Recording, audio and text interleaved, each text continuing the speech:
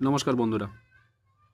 ৭ December brigade parade ময়দানে ৫ লক্ষ গীতা পাঠের আয়োজন করা হয়েছিল সনাতন ধর্মের পক্ষ থেকে। সেখানে সমস্ত দেশের বড় বড় সাধু সন্তরা এসেছিলেন, যেখানে ৫ লক্ষ কণ্ঠে গীতা পাঠ হচ্ছিল। সেই অনুষ্ঠানে একজন খাবার বিক্রেতা, তিনি প্যাটিস বিক্রি করতে গিয়েছিলেন, না প্যাটিসকে ধরে উল্টে দিয়েছে। সেটা নিয়ে সোশ্যাল মিডিয়াতে প্রচুর ঝামেলা হচ্ছে, দুদিকে ভাগ হয়ে গিয়েছে। সেকুলারিজম চলে এসছে, সেকুলার হিন্দু, সেকুলার অন্য ধর্মের মানুষ, সব বিরাট সেকুলার মারানিরা চলে এসছে, সেকুলার মারাচ্ছে। চলুন আসল সত্যটা আজকের জানা যাক, কি ঘটেছিল। আপনারা প্রথমে এই ভিডিওটা দেখুন, তারপর বাকিটা বলবো।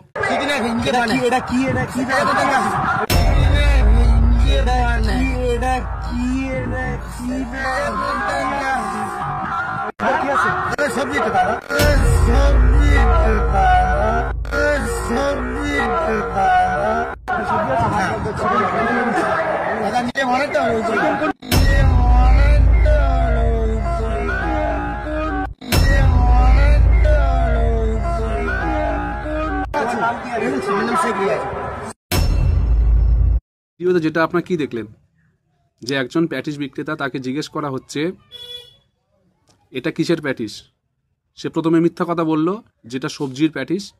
কিন্তু যখন সেটা খুলে দেখা হলো যে সেটাতে চিকেন আছে, তখনই পদক্ষেপ নেওয়া হয়। ওটা একটা সনাতনী হিন্দু ধর্মসভা, যেখানে ৫ লক্ষ কণ্ঠে গীতা পাঠ হচ্ছিল। সেখানে আপনি কিভাবে একটা মাংসের, একটা চিকেন প্যাটিস নিয়ে সেখানে বিক্রি করতে পারেন?